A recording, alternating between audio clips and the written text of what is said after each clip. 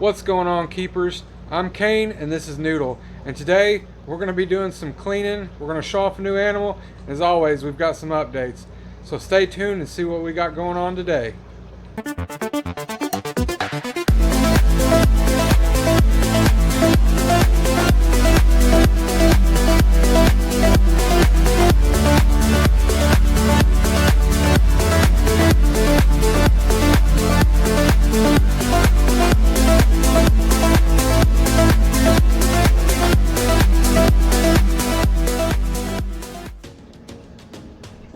So for starters, one of the updates is I've started working on this 55-gallon tank.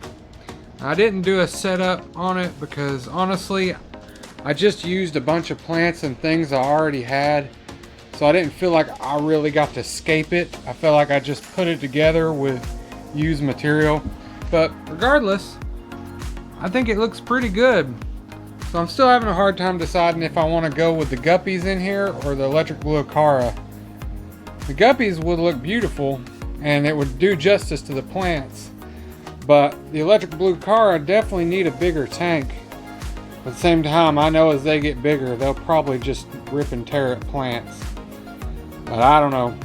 Maybe you can drop a comment down below and tell me what you think you should do, but regardless, there's a little bit of work done on this.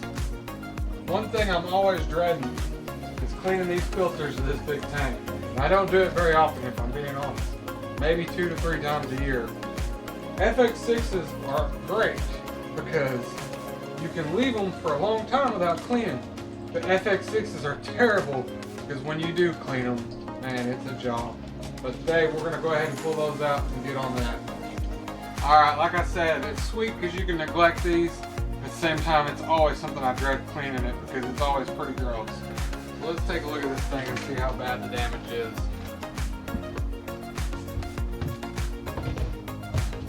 Now, from first view, the top doesn't look too terrible, but I already know once we get digging down into this thing. Oh yeah, it's gonna be pretty savage. You can already see the snails in there. Look at the sheer amount of just snails nastiness. Ugh. Now, for the most part, you can clean these and reuse them, but I might actually replace these with some new filter just because I can. So anyway, I'll give you a peek at some of the inners here. And it's all pretty savage. Honestly, not as bad as what I thought it would be, but nonetheless. Alright, we'll get back to you in a minute when we get it all cleaned up. And you can just see, even though it don't look that bad, it's just straight gunk in there. So, you know, you always, like I said, these sponges like this, you can reuse them. And what you want to do is just keep squeezing and keep squeezing. The filter manufacturers, they'll tell you to throw everything away and buy all new. And if you don't have the stomach for this, which it doesn't stink that bad, it's just the thought of it. But nonetheless, you can just throw them away and buy new every time. But the downside to that is you lose a lot of your beneficial bacteria. As you can see, I've squeezed it a bunch, and straight brown's still just coming out. You know, that's going to cut your flow back quite a bit. And these are coarse sponges, so they let stuff through a lot easier. You get something like a filter floss, it's going to clog up a lot quicker. So you're never going to get it perfect, but you just want to keep working on it until you can get it just pretty clear.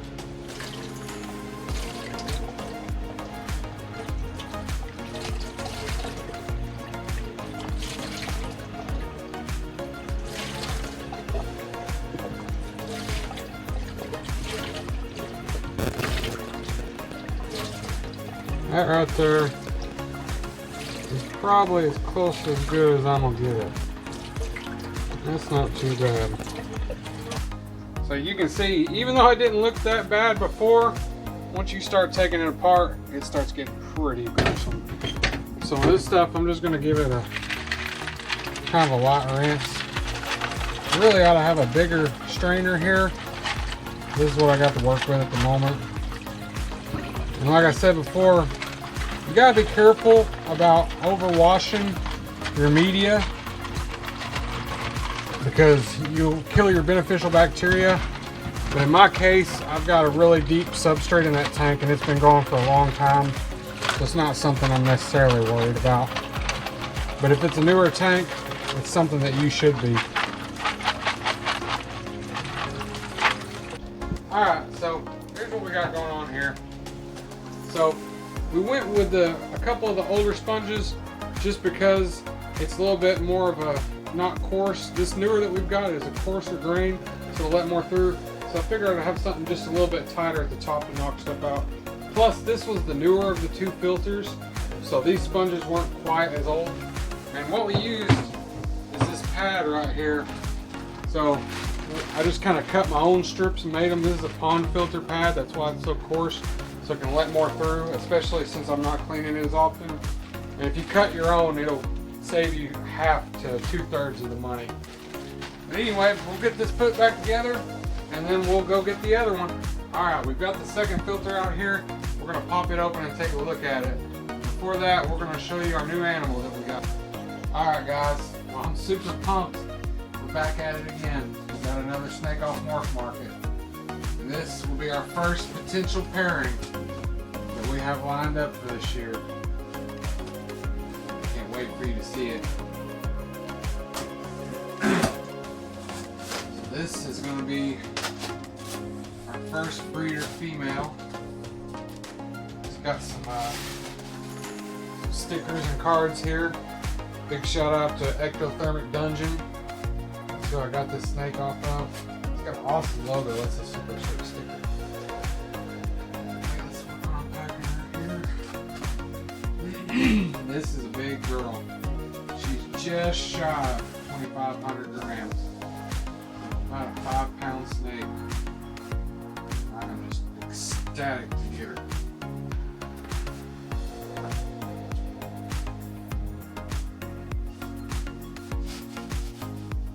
Oh yeah, this girl is a looker. So, I think I may have mentioned what our next pairing was going to be. But if you haven't kept up, this is our first potential pair of the year. This is a BL or BEL. I don't know why I always see BLE, but blue-eyed leucistic. This is a super Mojave. You may know we've got a super lesser male. This is our super Mojave girl right here. We've already got our name picked out, Sugar. So it'll be Salt and Sugar, both white snakes. But she is a big chunky girl. She is very beautiful, very healthy. I'm just beyond ecstatic to get her. Definitely excited.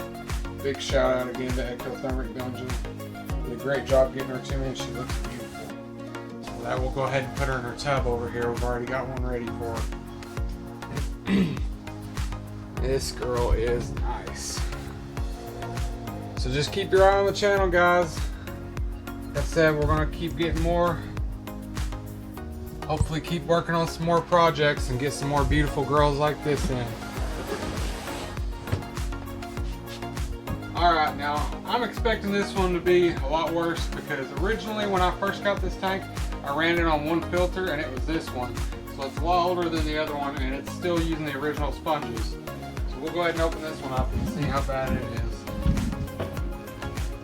Oh yeah, you can already tell just by looking at it. That looks a lot more yellow. The color is washed out of the sponges and it is definitely more savage.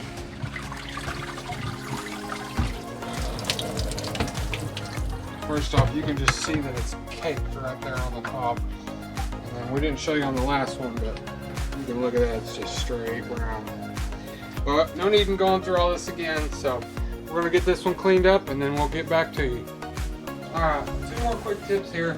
One thing I forgot to mention is when you do service a canister filter, one thing you want to do is make sure you fill it back up with water before you hook it up. And the other thing, this is a do at your own discretion, but this is something I do. If you've got an overflow system like I've got, that intake will get clogged up with all kinds of stuff. So what I do is I go ahead and hook up my pipes backwards so that it can blow all the dirt out of the intake. Now I've already done it on the one side. You might see that the water's a little cloudy. And if you get anxiety about stuff like this, then don't do it. But what it'll do is, one, it cleans it out. And for two, it keeps dirt from going down into your impeller and clogging it up immediately. So I've got a button hook for this so I can turn it on and off. But we'll go ahead and show you that. And you can just see, even after me cleaning the filter, all the stuff that it's going to blow out of there that would have clogged that up. So, like I said, if that's something that gives you anxiety, seeing all that dirt fall out, then don't do it if it bothers you. But to me, everything needs cleaned, and these fish are already living in this processed dirt, so it's not going to hurt them. We'll cut back towards the end of the video and I'll show you how it's already starting to clear up. But once you get it to where you think it's pretty good, what I'll do is I'll go ahead and cut it off. I'll let it sit for a second and I'll do it one more time, and then I'll reverse the pipes and put it back the way it's supposed to go. Alright, to keep from making this video so long, I'm just going to do a couple of tanks. But what we're going to do is go ahead and pull some stuff out here. You can see the algae in this tank has just went mad. And some people, especially newer people in the hobby, are afraid that algae is really bad for your fish. But honestly, it's just like an extra filter. It doesn't hurt them, but it's just a little unsightly.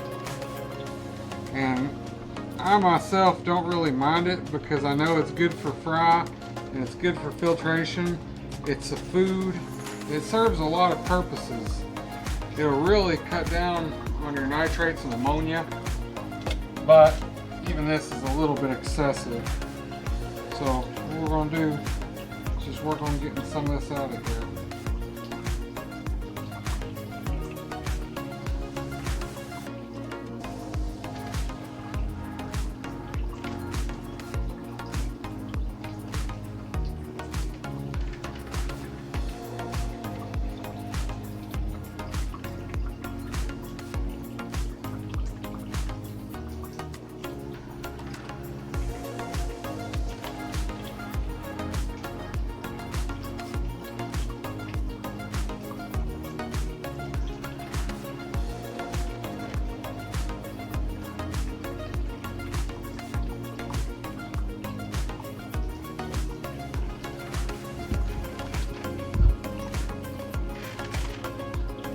I'll come back with a brush, a toothbrush that is. You can kind of twist it around in there and pull some more out of it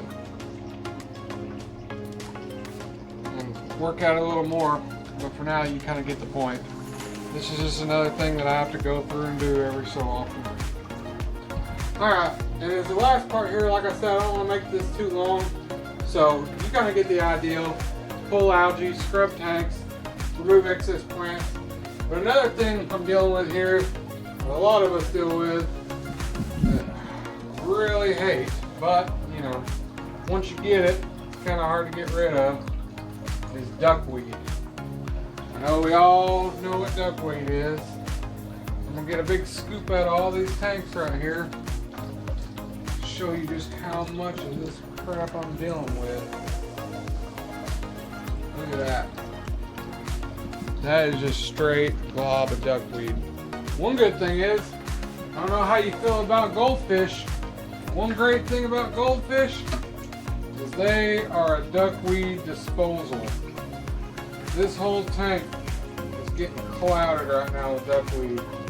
But I can guarantee you, here in 3 or 4 days, there won't be a single piece of duckweed in here. So if you've got a big fish room, and you're plagued with duckweed and you haven't went through the process to get rid of it, I suggest getting you a couple of common goldfish for just a few cents and throw them in a tank, and when you scoop your duckweed out, throw it right in the goldfish tank. It'll be the best thing they ever ate, and it's a constant disposal for you. Alright, and lastly, As I've said in other videos, for the sake of time, I'm not going to show you doing every single one. You can kind of get the idea to begin with. We're going to clean a couple of the rat tubs here. So I keep 2 tubs down here on the bottom as empty. And what I do, I come over here and I go ahead and get these ready. What I use is an aspen bedding. It's the chips. And the reason I use it is because a lot of people have success with pine, and then, you know, as long as it's kill dried, and then some other people say that they don't. Now, as far as the rats went, we tried the pine out, and it worked great. I had no complications with the rats, or African sulfurs. They're not technically rats, they're ASFs, and the pine actually holds the smell way better, because with these, the African sulfurs don't stink quite as bad as a rat or a mouse, but you do still have to do this weekly. If you don't do it weekly, it's going to start stinking. But what we had an issue with the pine is me and my wife actually started to kind of have a reaction where it was really bothering us, and I got a respiratory infection from it. Kind of like they talk about reptiles do. Well, it happened to me, and it was a little bit rough. And then it's contagious as well. So my wife also caught the respiratory infection from me. So we quit using pine and we started using this, and ever since then we've had no issues. But anyway, so what I'll do here, you gotta be kind of quick. The adults aren't as bad, so I'm gonna do the adults, but I'll get them out, sit them up here, kind of keep an eye on them, make sure, usually they won't try to jump out. Go ahead and slide the next tub in, and then I'll take this tub and just pick them up one at a time and plop them right over. For the most part, these are pretty friendly and they don't really bother me, but every once in a while you'll get one that squirms a lot, and I've only had one that's actually bit me so far. One good thing about ASFs is they're kind of like mice. They'll pick one spot and they'll pee in that one spot instead of just going everywhere like a rat. So what I do is I'll dump it in this trash can. What we do is we burn it, by the way. We've got a burn barrel. It doesn't burn good, but if you throw some gas on it and light it, it'll slowly simmer over time. Now, you know, do your own research before you do that, because some person might say if you burn it, it puts something in the air that you shouldn't breathe. But that's what we do with it. So I take and knock out a little bit of that. By the way, might not hurt to wear gloves. I'm a savage. I do construction for a living, so I've handled much worse. But I'm going to use a little bit of rubbing alcohol. Now they have a cleaning solution called F10, and that's what I would really suggest using, and I need to get some more of it, but I don't have it at the moment. So this is what I'm going to use. And personally, I don't think alcohol really bothers them. I mean, we put it straight on our skin and it doesn't bother us, and it dissipates really quickly. So once you wipe it out, if you just give it a second to evaporate, then it won't be too bad. And I'm not trying to win the cleaning competition here or nothing. I just give it a good wipe down, dump it out, and roll on, because at the end of the day, they're just going to mess it back up again. So one more time here, we're going to do this. Pull this one out. This one actually has a couple of babies in it, not many, and it's a little bit later, so luckily they're asleep. So we'll get it out here.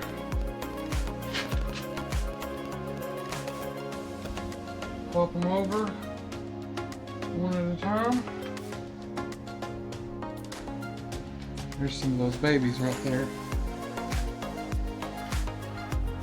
Go ahead and put those over as well. Start waking up on me here, they're harder to catch. These ones are just now starting to open their eyes, so they're not too bad. It's the ones that are full force that ain't the greatest. And then just same thing again.